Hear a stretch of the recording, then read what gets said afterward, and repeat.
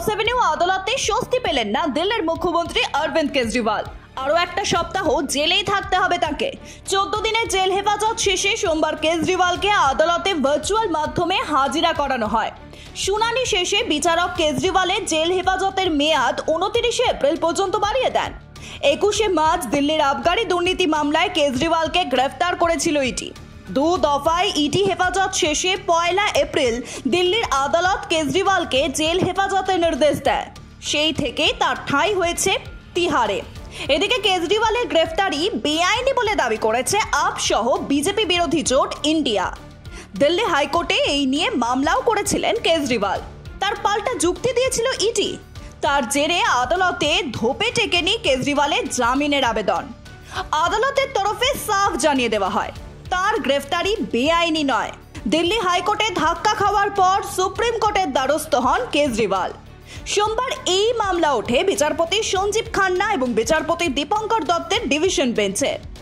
এই মামলার দ্রুত শুনানির দাবি জানানো হয়েছিল আপের তরফে, যদিও ডিভিশন বেঞ্চ জানায় এত তাড়াতাড়ি মামলার তারিখ দেওয়া সম্ভব নয়। এই মামলার পরবর্তী শুনানি 27 এপ্রিল।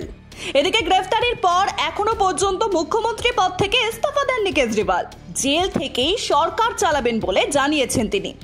কিন্তু জেলে বসে দীর্ঘদিন প্রশাসন চালানো সম্ভব কিনা তা নিয়ে প্রথম থেকেই সংশয় ছিল, এখনো আছে। কারণ জেল থেকে প্রশাসন চালানোর অনেকগুলি সমস্যা রয়েছে।